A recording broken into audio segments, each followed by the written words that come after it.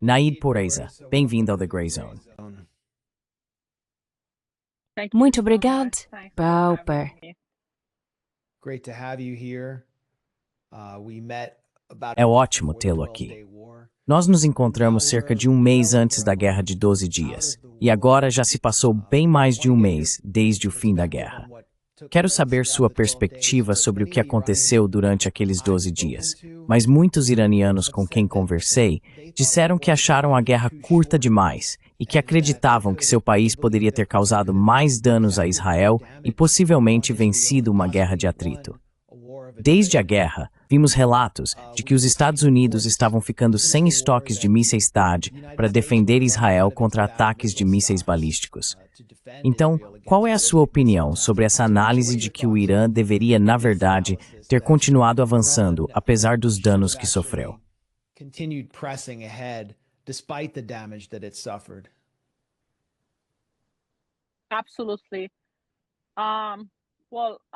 Com certeza. Bem, ainda estou tentando processar tudo isso. Quando falam sobre antes e depois da guerra, eu penso, nossa, isso realmente aconteceu. Nós vivenciamos uma guerra que foi realmente chocante e surpreendente, até mesmo para alguém como eu, porque pelo menos depois de 7 de outubro, tenho que dizer que já esperávamos que uma guerra assim fosse imposta ao Irã. Mas mesmo assim, foi realmente surpreendente para mim acordar com o som de mísseis, com o som de explosões em Teherã. Eu acordei e pensei, o que é isso? É Israel? Eles realmente vieram? É isso que está acontecendo agora? Então foi muito interessante porque eu estava muito confusa. Simplesmente abri a porta do meu apartamento para ver outros vizinhos. Eu não sabia o que fazer. E vi outro vizinho parado ali, igual a mim, também muito confuso.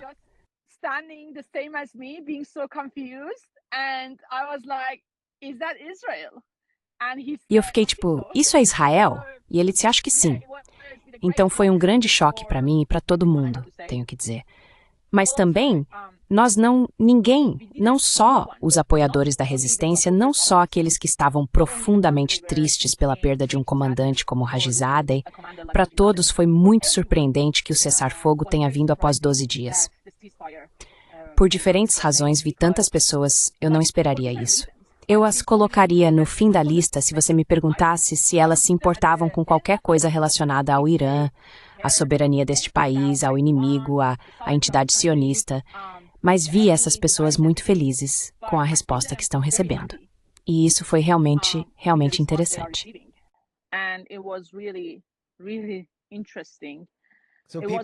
Então, pessoas que não apoiaram a Revolução Islâmica estavam remordando os ataques com mísseis balísticos.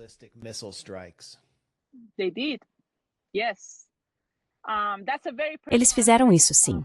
Essa é uma experiência muito pessoal. E quando compartilhei isso com outras pessoas, foi durante a guerra. Então você não sabia o que os outros pensavam.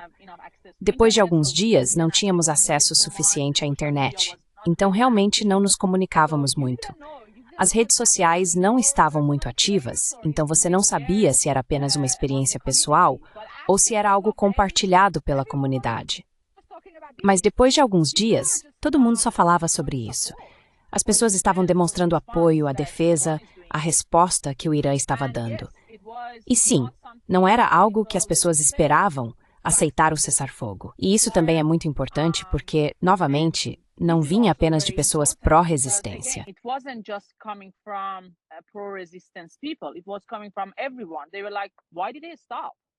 Estava vindo de todos.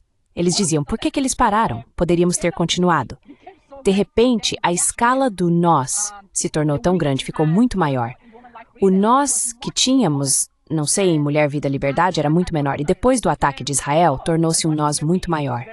O que é muito, muito importante e fundamental. E tenho que dizer uma das principais razões, pelo menos para mim, ao analisar essa nova situação, é que acho que a unidade que foi construída entre as pessoas vinha dos mísseis, vinha do poder que o exército iraniano e o Estado puderam mostrar ao seu próprio povo, que nós realmente somos capazes. Porque por muitos anos, muitos e muitos anos, as pessoas só ouviam falar do Haj Qasem Soleimani fazendo algo na Síria. Haj Qasem Soleimani doing something in Syria. People just hear As pessoas só ouvem que ele está defendendo o Irã. Se a guerra não for na Síria, será em Teherã. Isso soa como retórica para as pessoas. Parece que o Estado está apenas usando isso como uma arma para oprimir as pessoas, ou para manipulá-las, ou para enganá-las. Não, há algo imaginário que eles estão inventando só para manter o Estado forte. Sim. O que é soberania militar, quando você não está realmente contando com os Estados-membros? Sabemos o quanto eles são duros. Sabemos o quão forte é a entidade sionista. Eles podem destruir tudo se quiserem. E, de repente, o inimigo que não era real, que estava fora das fronteiras, que era algo que achavam ser apenas retórica, imaginação ou algo assim, se tornou tão real.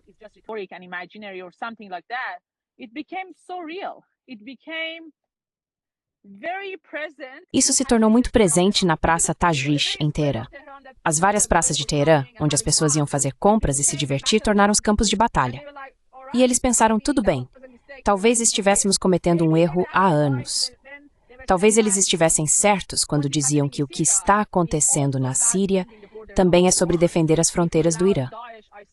Se permitirmos que o Daesh, o ISIS, se aproxime, então a luta e a guerra maiores vão acontecer nas ruas de Isfahan, nas ruas de Teherã e em outras cidades do Irã. Agora é real. Agora eles pensam, ok, há algo que precisamos confessar que não entendíamos, a possibilidade de guerra, a possibilidade de sermos mortos por Israel.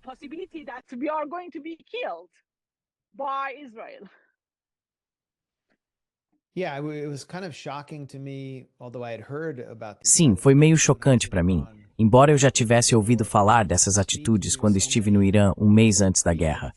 Conversar com tantos jovens bastante instruídos que não entendiam, que viam a política externa do Irã e suas operações no entorno próximo, por exemplo, na Síria ou no Iraque, ou seu apoio à resistência palestina.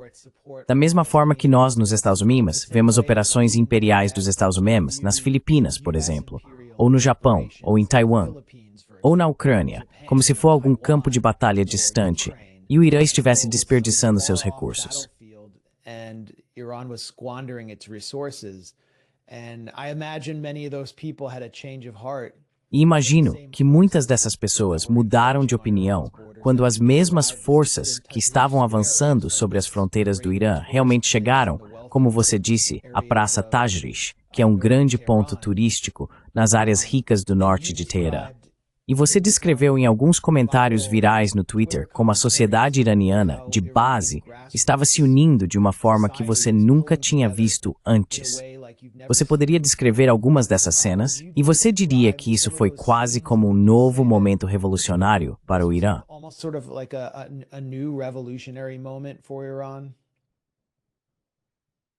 Oh, definitely I would say that. Definitely I would say that. Com certeza eu diria isso. Com certeza eu diria isso. Sim, houve tantas ocasiões em que quase fui às lágrimas por emoções que nunca pensei que sentiria no Irã. Diferentes tipos de emoções, foi realmente interessante. Eu estava na rua com alguns amigos e um senhor muito idoso se aproximou de nós e nos ofereceu alguns doces com chá. Acho que ele pensou que estávamos meio perdidos ou que não sabíamos para onde ir. Nós apenas agradecemos e apreciamos o gesto dele. E ele disse, estamos juntos nisso? E eu fiquei tipo, sim, estamos. Mas levei alguns segundos para realmente responder porque fiquei pensando, o que está acontecendo? Eu não entendo. Eu entendo que as pessoas no Irã são muito gentis, e isso está enraizado na cultura. Mas você também viu tanta atitude individualista que acabou se tornando algo meio normal nos últimos 10 ou 20 anos.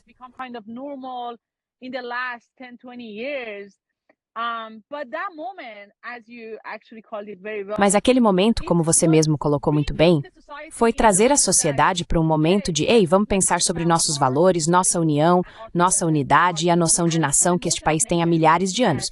Vamos nos apegar a isso por um momento e ver como as coisas acontecem. Porque, por muitos anos, vimos tantas divisões entre diferentes classes e etnias. Houve tantos projetos financiados neste país para injetar a sensação de que não estamos juntos. As fronteiras do Irã são, na verdade, muito problemáticas em certos aspectos, porque projetos fundados por imperialistas podem fazer muitas coisas. Temos etnias curdas, temos sunitas, somos uma sociedade muito diversa, e o inimigo pode usar isso contra nós. Mas no momento da guerra com Israel, essa diversidade se tornou a beleza do país, o que foi muito, muito interessante. Which was very, very interesting. And so after the war, we have seen. E assim, após a guerra, vimos, acho que pela primeira vez, canções nacionalistas que antecedem a República Islâmica sendo cantadas em público, e campanhas em outdoors homenageando heróis do nacionalismo iraniano que viveram antes da Revolução Iraniana.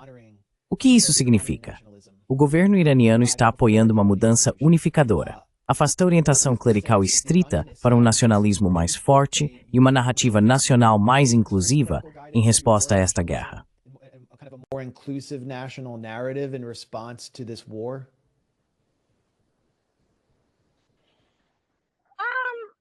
Let me not shape it like this. Deixe-me não colocar dessa forma.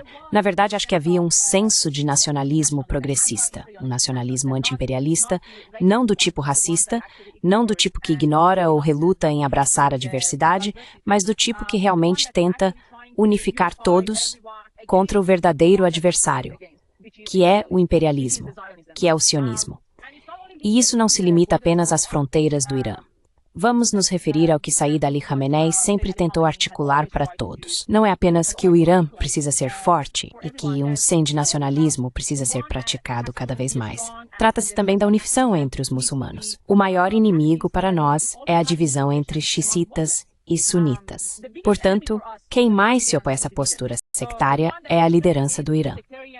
Kind of attitude is the leadership of Iran. So I would say então eu diria que sim, o sentimento de nacionalismo se tornou muito mais forte. Mas também preciso dizer que isso aconteceu porque houve mais espaço para as pessoas realmente acreditarem no nacionalismo por trás do trabalho que o Haj Qassem Soleimani realizou na Síria. Antes disso, a compreensão do que Soleimani estava fazendo estava muito ligada ao Estado. E havia uma distância entre o povo, o Estado e o nacionalismo. Portanto, entender o que Soleimani fazia não era algo muito fácil ou direto para as pessoas comuns. E talvez esse seja um problema do Estado, realmente educar as pessoas sobre os motivos por trás dessas atividades. Mas durante a guerra, acho que essas distâncias foram diminuindo cada vez mais, de modo que a postura do Estado ficou mais clara. O que estamos fazendo, antes de tudo, é proteger e defender o solo do Irã. Protecting and defending the soil of Iran. Right.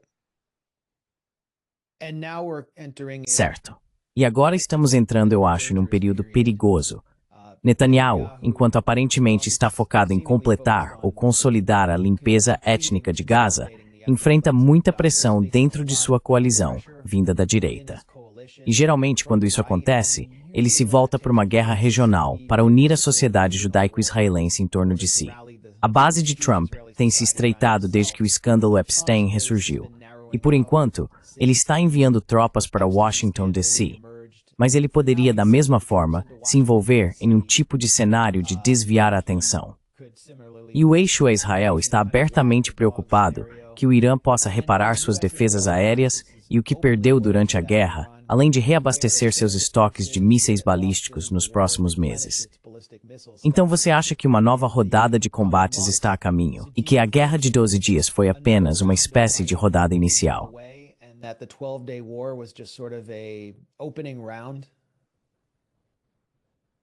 Yes, I do. I think. Sim, eu quero.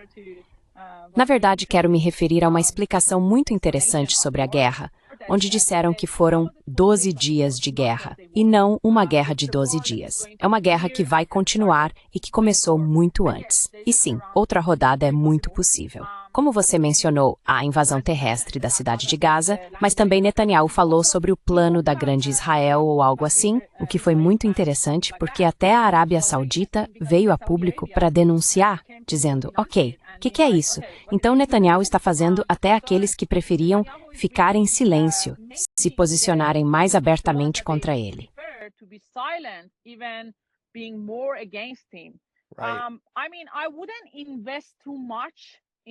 Quero dizer, eu não investiria muito no que a Arábia Saudita ou a Turquia estão fazendo ou dizendo para Israel, porque seria um grande erro para o Irã realmente confiar nas respostas que esses países estão dando a Israel. Mas também é muito importante considerar quando se trata da relação entre Israel e outros países da Ásia Ocidental. Outra rodada de guerra é muito possível. E eu acho que desta vez é muito diferente, porque a sociedade está realmente esperando pela guerra. Não estou falando do Estado, não estou falando da Guarda Revolucionária, não estou falando de prontidão militar. Todo mundo está realmente falando sobre a guerra, quando ela vai acontecer e como ela vai acontecer.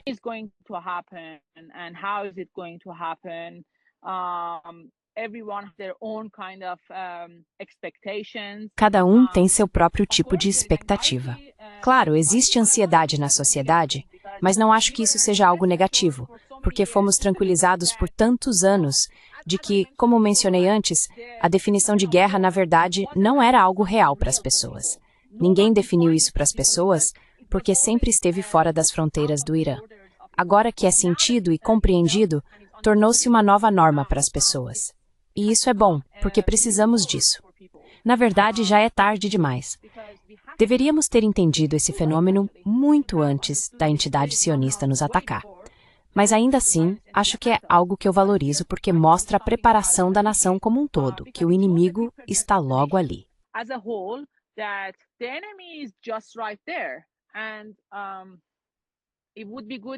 E seria bom se falássemos sobre o Azerbaijão e o que está acontecendo lá, porque agora os vemos ainda mais próximos.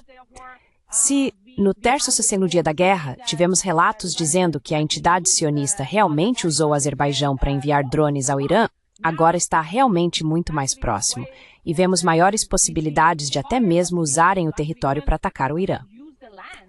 Então, sobre o sistema de defesa, nada está confirmado e acho que isso é totalmente compreensível, porque se trata de uma medida de altíssima segurança. Mas acredito que ele foi reparado, e não só isso. Portanto, quando falamos sobre unidade no Irã e preparação, também preciso dizer que as pessoas estão pedindo armas mais fortes e legítimas para a guerra.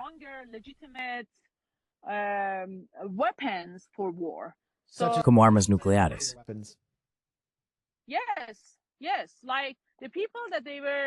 Sim, sim.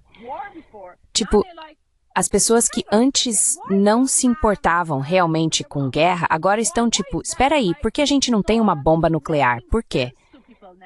Isso não faz sentido para as pessoas agora. Não todo mundo, tenho que dizer, não todo mundo, mas houve uma pesquisa, acho que foi feita pelo RIBE, se não me engano, e mais de 50% das pessoas estavam fazendo essa pergunta. Por que a gente não tem uma bomba nuclear se todo mundo tem uma? E eu acho que essa é uma pergunta muito lógica quando as pessoas chegaram a esse entendimento de que, bem, Israel tem. Toda a Europa está defendendo Israel para, na verdade, avançar o armamento nuclear deles. To actually advance their nuclear weaponries. The US, of course, has it. And why not? Os Estados Unidos, claro, têm isso. Então, por que não nos dá uma resposta muito boa sobre por que não deveríamos ter isso agora, quando já estamos sendo atacados? Quando estávamos em negociações com os Estados Unidos, fomos atacados. Então, qual é o sentido? Deixe claro para nós por que não deveríamos ter isso quando o inimigo tem.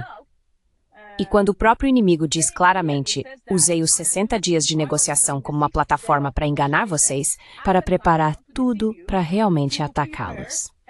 Então, os 60 dias terminaram e no seguinte dia, atacamos vocês e a IAEA aprovou a resolução contra o Irã.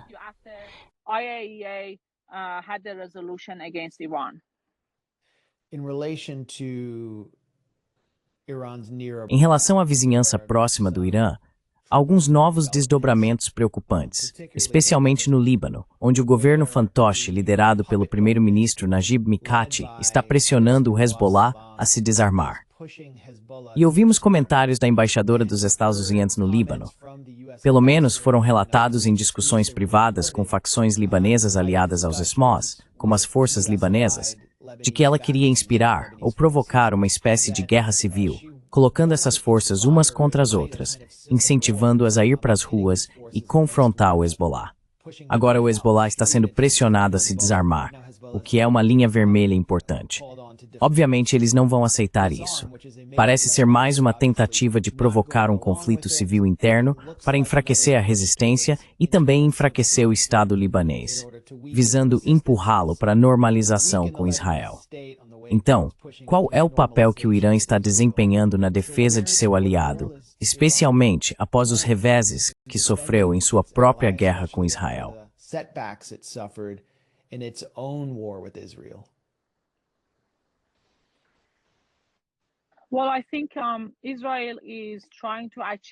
Bem, eu acho que Israel está tentando alcançar o que não conseguiu na guerra com o Hezbollah e agora está tentando usar a política para realmente conseguir isso.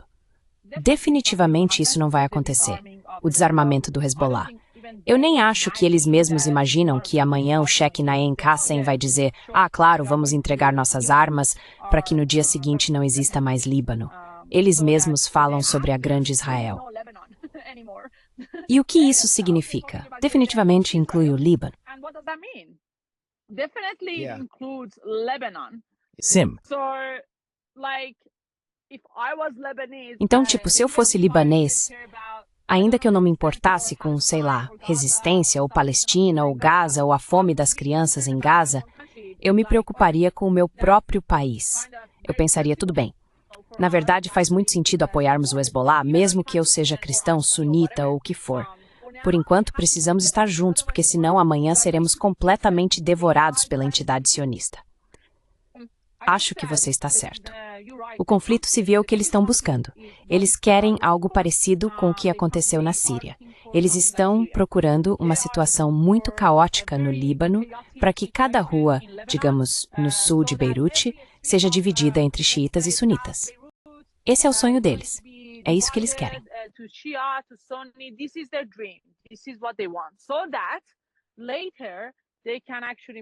Para que depois eles possam garantir que conseguem interferir de forma mais eficaz e encontrar seus espiões com mais facilidade. A importância de Dr. Larijani ir ao Líbano é que eles achavam que o Irã estava ocupado demais resolvendo seus próprios problemas.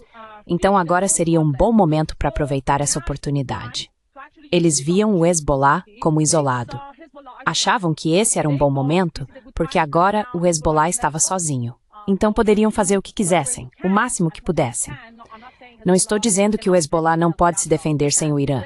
Eles podem, com certeza podem, mas é importante quando você vê seu inimigo sozinho. Então Larijani foi até lá, e acho que isso foi muito importante porque seu público eram as pessoas do Líbano. Ele disse: os que estão exigindo mudanças não somos nós.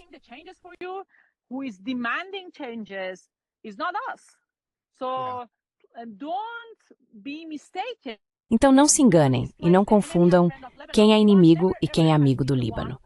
O Irã nunca, jamais, foi o que quis interferir nos seus assuntos internos.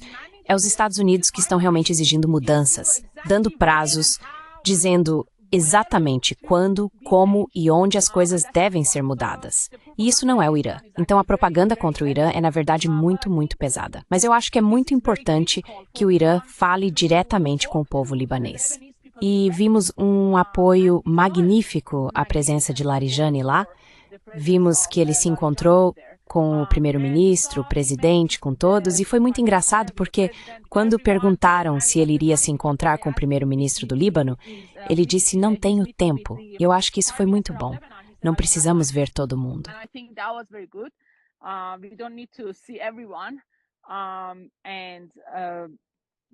E este é um momento crítico entre Irã, Líbano e também Iraque, porque há também alguns movimentos envolvendo o Rashid al-Shabi no Iraque. Ontem foi Arbaeen, mais de 20 milhões de pessoas foram a Karbala, algo que só foi possível depois que Haji Qassem Soleimani e o Rashid al-Shabi derrotaram o Daesh. Antes disso, não era possível ter um fenômeno assim. Todos estão interligados. E este é um momento que precisamos valorizar, porque houve ocasiões em que, infelizmente, o Irã não aproveitou a oportunidade. Ou talvez, colocando de outra forma, o Irã não criou oportunidade. Era muito possível para o Irã fazer muitas outras coisas, mas perdemos essas oportunidades e chances. Mas, desta vez, acho que foi aproveitado perfeitamente.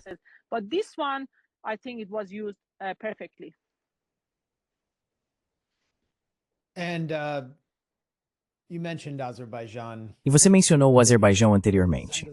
O corredor de Zangezur surgiu como uma área muito problemática para o Irã. Ali Velayati alertou que o corredor econômico entre Azerbaijão e Armênia, que foi negociado por Trump, posicionará a OTAN, em suas palavras, como uma víbora entre a Rússia e o Irã. Esta é uma área que antes era quase inacessível, exceto pelo Irã, e tem acesso ao Mar Cáspio. O Irã é tão contrário à abertura desse corredor para o Ocidente que, segundo ele, fará dele um cemitério para os mercenários de Trump. Então, quais são as implicações para o Irã da chamada Rota de Trump para a paz e prosperidade internacional, que é como a Armênia e Azerbaijão têm apresentado isso para conquistar o apoio de Trump?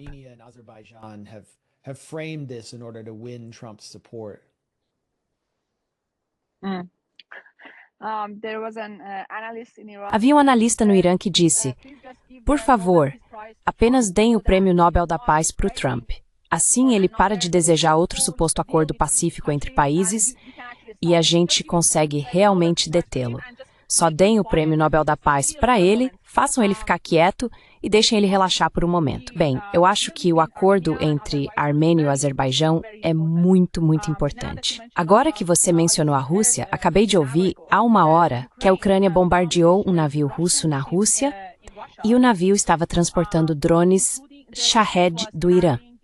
Então é interessante porque agora também temos Trump e Putin, eles estão se encontrando agora ou vão se encontrar em mais ou menos uma hora. E ontem à noite, no meu horário, houve grandes ataques de drones ucranianos contra a Rússia também. É óbvio que eles estão tentando sabotar esta cúpula.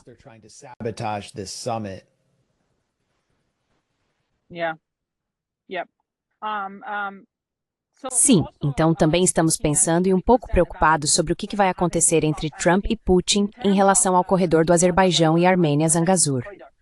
Bem, voltando ao acordo, há algo importante a considerar que é a questão da posse do corredor. O ministro das Relações Exteriores do Irã disse que não existe mais um corredor pertencente ao Azerbaijão. Então é apenas uma estrada entre esses dois países, conectando o Azerbaijão a Nakhchivan, o que significa que ainda está sob o controle da Armênia, algo que é importante para o Irã. A maior preocupação do Irã era ser totalmente desconectado e ver uma mudança na geopolítica, uma mudança nas fronteiras.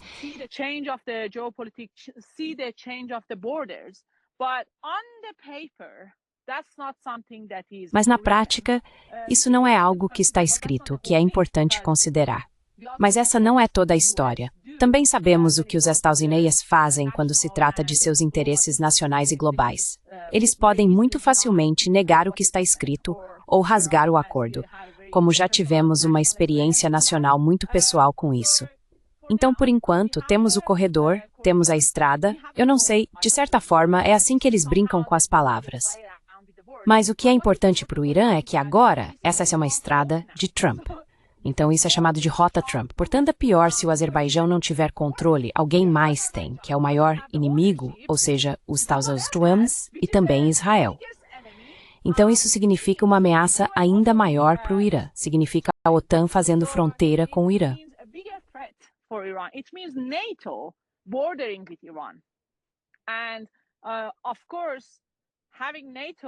E claro, ter a OTAN na fronteira noroeste do Irã não é apenas uma ameaça para nós, é também uma ameaça para a Rússia e para a China, e para os corredores importantes para a China. Mas, definitivamente, Israel vai se beneficiar muito. Eles estão demonstrando muita felicidade e entusiasmo ao anunciar esse acordo, porque o Azerbaijão fornece quase 40% do petróleo para Israel, e ter essa estrada torna tudo muito mais conveniente para eles. E, militarmente, eles estão ficando muito mais próximos. Eles não estão apenas mais perto do Irã. Eles estão, de fato, na fronteira com o Irã. E, como Velayati disse, estou realmente esperançoso de que algo muito significativo aconteça para mudar a situação atual e fazer o inimigo pensar que talvez haja algum erro de cálculo aqui e precisamos reconsiderar isso.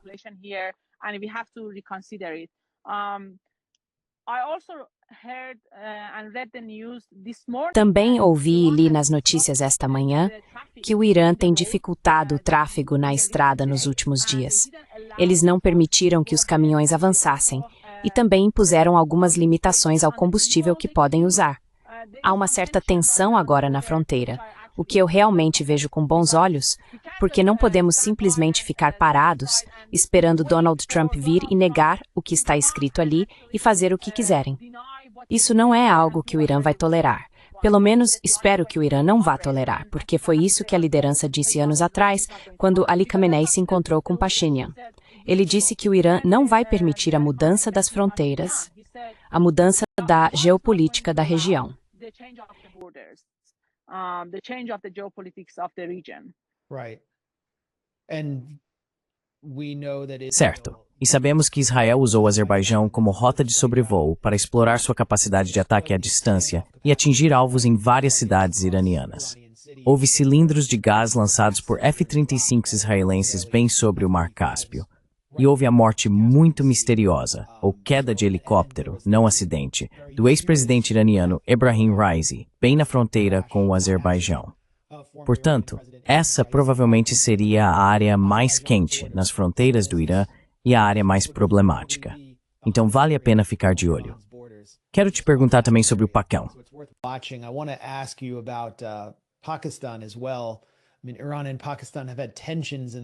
Quero dizer, Irã e Paquistão já tiveram tensões no passado, e existe o movimento de independência Balochi, que tem sido apoiado pelos inimigos do Irã para realizar ataques contra o Irã a partir do território paquistanês. Mas o Paquistão foi muito enfático em seu apoio ao Irã durante a Guerra de 12 Dias com Israel. E neste mês, o presidente Massoud Pezeshkian se reuniu no Paquistão com seu homólogo Shehbaz Sharif para firmar uma série de acordos bilaterais de comércio. Eles estão discutindo aumentar o comércio para os 10 bilhões de dólares por ano. Quão importante é a relação com o Paquistão, especialmente para compensar as sanções do Ocidente e a pressão militar?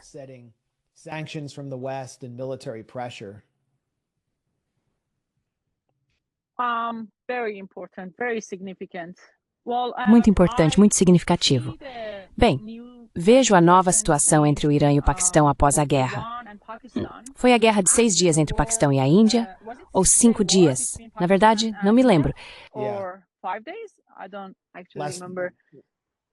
Mais uma conquista do Prêmio Nobel para o Trump aí.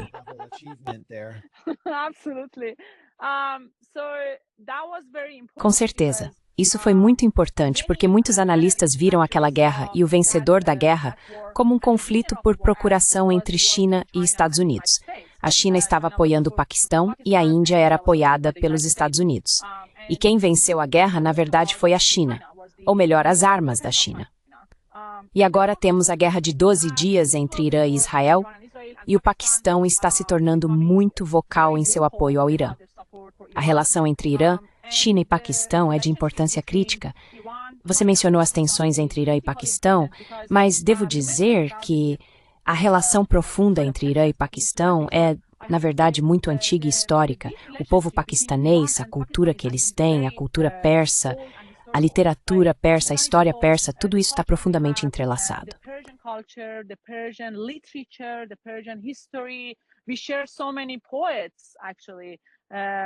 Na verdade, compartilhamos muitos poetas. Eles estudam literatura persa em suas escolas. Por exemplo, há um poeta muito famoso que estudamos na escola e existem muitos laços muito profundos.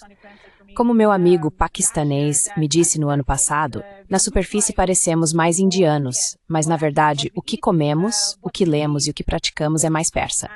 E há uma base muito significativa para que essas duas nações estejam muito mais próximas. 10 bilhões, isso não é nada, praticamente nada. O Irã, como eu disse, tem tantas oportunidades para criar, usar e aproveitar, mas estamos sempre atrasados para realmente fazer isso acontecer.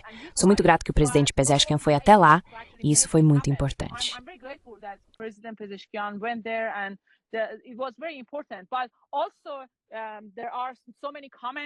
Mas também há muitos comentários entre os pró-Ocidente no Irã que dizem qual é o sentido de nos aproximarmos do Paquistão. Aqueles que, digamos, promovem um relacionamento com o Ocidente, o JCPO, negociações, sucesso e tudo mais em torno desse conceito, acabam diminuindo a importância da relação do Irã com seus vizinhos. Então essa é uma questão muito profunda. Um conflito, ou talvez um abismo entre alguém como eu, que acha que, na verdade, Uma política de olhar para o leste e o aprofundamento dos laços com os vizinhos é muito mais importante. Se eu não quiser dizer que a outra abordagem é, na verdade, destrutiva, que ela nos traz guerra, então, estabelecer relações com países europeus ou tentar agradar os Estados Unidos ou convencê-los de que não vamos fabricar uma bomba nuclear, eles já sabem disso e ainda assim nos bombardeiam.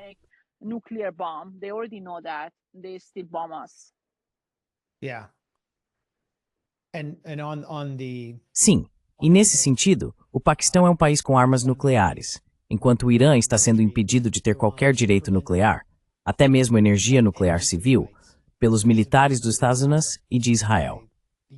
A Agência Internacional de Energia Atômica, sob Rafael Grossi, claramente se alinhou ao Ocidente e ajudou a inspirar, acho que ajudou a preparar o terreno para o ataque israelense ao pedir sanções contra o Irã. Ele era ele mesmo o espião. Sim, sim. E ainda assim, a liderança política do Irã, sua liderança reformista sob o presidente Raisi, parece estar disposta a permitir que a AIEA retorne para uma missão não especificada. Eles estão deixando a porta aberta para negociações nucleares com o Ocidente, com as potências europeias e, se os Estados Unidos quiserem, também com os Estados Unidos. Então, qual caminho o Irã deve seguir? Na sua opinião, ainda existe uma possibilidade de negociações com os Estados Unidos e os europeus? Ou o Irã precisa priorizar sua própria independência de uma forma que não fez antes, mesmo correndo o risco de provocar um conflito mais sério?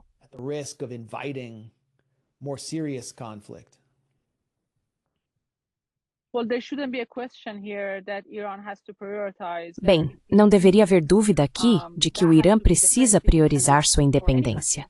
Isso tem que ser a primeira e a última coisa para qualquer país. Eles precisam ser soberanos, precisam ser independentes. Gostaria de me referir ao que o líder do Irã disse antes da nova rodada de negociações em Omã. Ele disse que a negociação não tem integridade, se estou traduzindo corretamente, e não tem lógica. E ele também disse que o motivo pelo qual estamos afirmando isso é porque é a nossa experiência, nossa própria experiência. Podemos voltar anos antes de 2015, antes do JCPOA, mas não precisamos.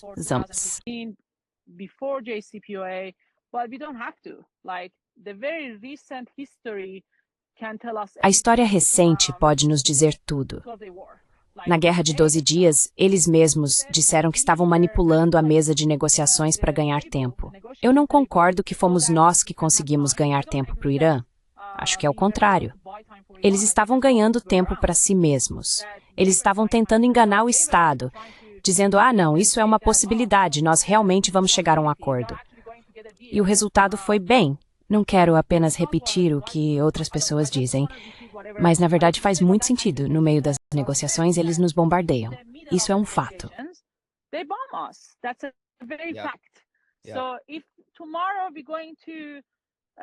Então, se amanhã vamos preparar a mesma mesa e servir a mesma comida para o inimigo, por que esperamos que eles tenham uma resposta diferente? Por que esperamos que eles sejam diferentes desta vez? Não há motivo. Se eu fosse o inimigo, eu não mudaria. Por que mudaria? No fim das contas, eu quero que o Irã seja desmantelado. Eu não quero um grande país. O Irã é grande demais, como dizem. O tamanho não é aceitável o suficiente. Então, precisa ser quebrado. Precisa ser dividido em diferentes partes para que o novo mapa do Oriente Médio fique de fato mais próximo do que eles querem. Com o Irã do jeito que está agora, com esse tamanho, isso não é possível. E, novamente, como Seyed Ali Khamenei disse durante a guerra, em uma de suas mensagens de voz gravadas, mensagens em vídeo, desculpe,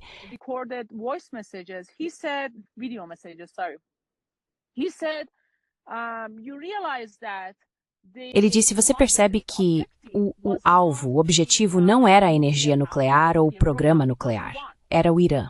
E eu acho que ele estava se referindo ao pedido de Netanyahu logo após eles atacarem e matarem comandantes e cientistas nucleares. Ele pediu para as pessoas irem às ruas e terminarem o que ele começou. Então, não era sobre o programa nuclear. Tudo bem, você mata todos os cientistas e afirma que bombardeou as instalações nucleares e depois os Estados Unidos terminaram o trabalho. Mas por que você está pedindo para as pessoas irem às ruas se esse não era o problema desde o início? Então ficou muito claro que a questão não é a energia nuclear, é outra coisa.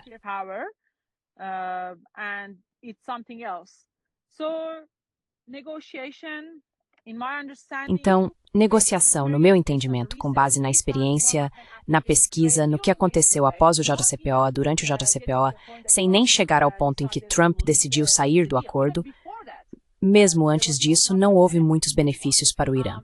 E também temos a era Raisi, também temos o presidente Raisi, durante cujo mandato o número de sanções permaneceu o mesmo, e ainda assim o PIB aumentou, apesar das sanções continuarem inalteradas. Então, quando perguntamos qual é a alternativa, qual é o caminho para o Irã seguir em frente, o que o Irã deveria fazer, nós já temos isso também. Portanto, não é algo, a alternativa que eu, com base no que leio, com base no que penso, deveria ser aceitável para o Irã.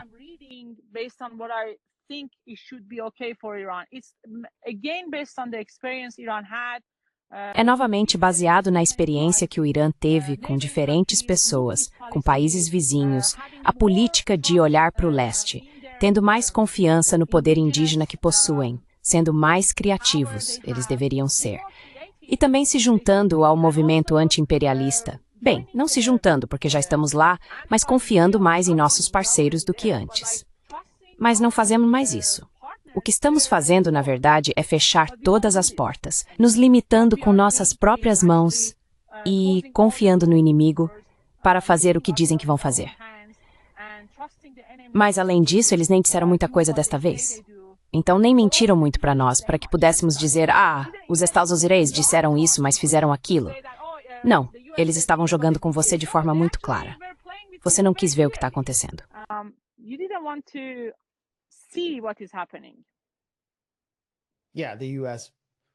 Sim, os Estados Unidos abertamente, ou Trump abertamente, se gabaram de enganar o Irã para induzi-lo a uma sensação de complacência enquanto Israel se preparava para atacar.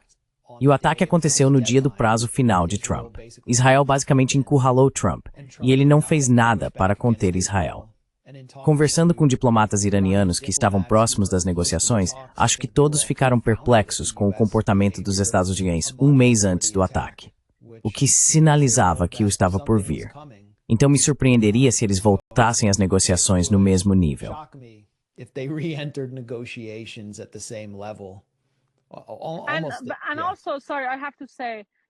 E também, desculpe, eu preciso dizer, ele ameaçou o líder do Irã. Ele disse, estamos vindo atrás de você e vamos te assassinar. Então, se estamos falando sobre negociação, isso era algo que já estávamos dizendo antes. Vamos negociar com alguém que realmente matou Qasem Soleimani. Então, se fosse o Biden, eu também não apoiaria. Mas eu acho que não é a mesma pessoa que assassinou Qasem Soleimani e se orgulhou disso.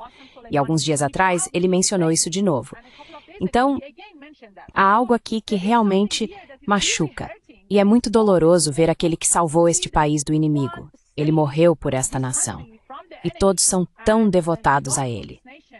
Ver o presidente dos Estados Unidos falando sobre ele repetidamente e, ao mesmo tempo, ver que nossos governantes também estão dispostos a conversar com ele, isso é simplesmente muito doloroso, eu preciso dizer.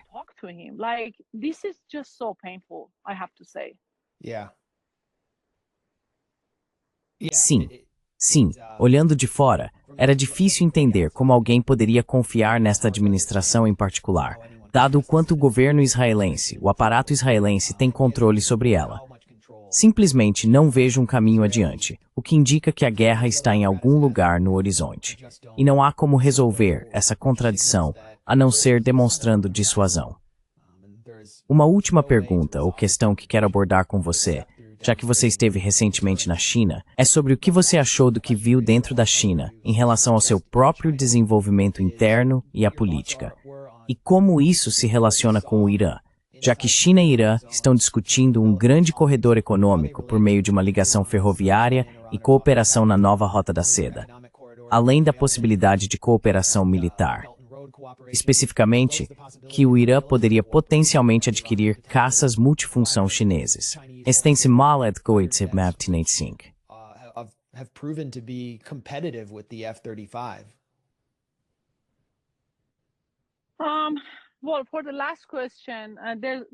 Bem, sobre a última pergunta, não há nada confirmado, mas há muitas notícias de que o Irã comprou diferentes sistemas militares, especialmente sistemas de defesa, da China. Mas eles não anunciam isso oficialmente, o que faz sentido. Eu realmente espero que seja o caso, porque as linhas de produção chinesas são muito diferentes. Eles têm a capacidade, li um artigo que dizia que eles têm capacidade para produzir 1.000 mísseis por dia, o que é algo muito interessante para os Estados Unidos aprenderem, porque eles estavam ficando sem mísseis para apoiar Israel em seu sistema de defesa. E sobre minha observação da China, é uma nação incrível.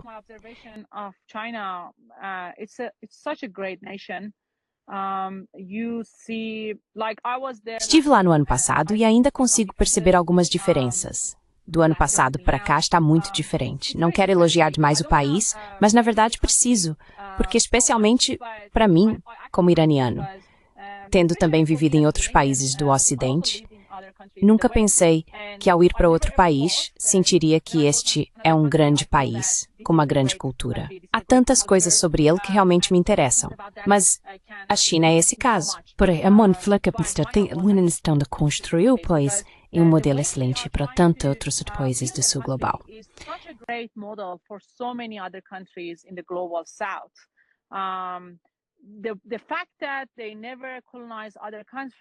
O fato de que eles nunca colonizaram outros países, o fato de que eles nunca invadiram outros países e que estiveram em guerra com o Estado fascista japonês por anos e anos, mais de 30 milhões de chineses foram mortos durante a guerra. E isso nem é mencionado quando as pessoas falam sobre a Segunda Guerra Mundial. E você vê a infraestrutura de uma forma muito impressionante, porque a população é realmente muito maior do que a do Irã. O Irã é apenas uma província comparado à China. Xinjiang tem mais ou menos o tamanho do Irã. Então tudo é tão grandioso, tudo é tão grande, tudo é tão organizado, de uma forma que você vê a sociedade como muito vibrante. Você não vê pessoas em situação de rua.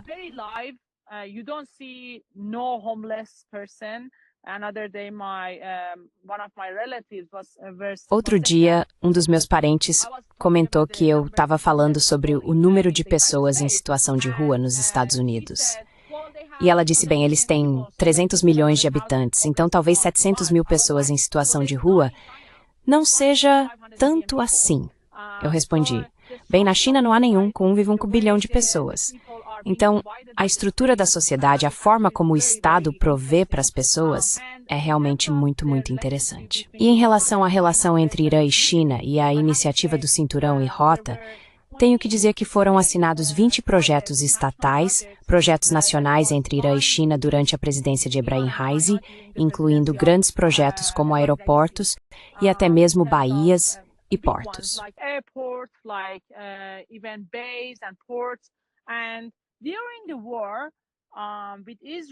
E durante a guerra com Israel, vimos que a Índia, na verdade, eles não se opuseram, ou talvez tenham se oposto, preciso verificar isso, mas eles meio que impediram o anúncio do BRICS de demonstrar apoio ao Irã durante a guerra. Então, temos a Índia sendo um fantoche dos sionistas e do imperialismo dos Estados Unidos. E, ao mesmo tempo, agora eles também têm problemas com os Estados Unidos em relação às tarifas. Mas, ao mesmo tempo, temos o porto mais importante do Irã, que é o porto de Chabahar, onde o governo iraniano decidiu fazer um projeto conjunto com a Índia em vez da China.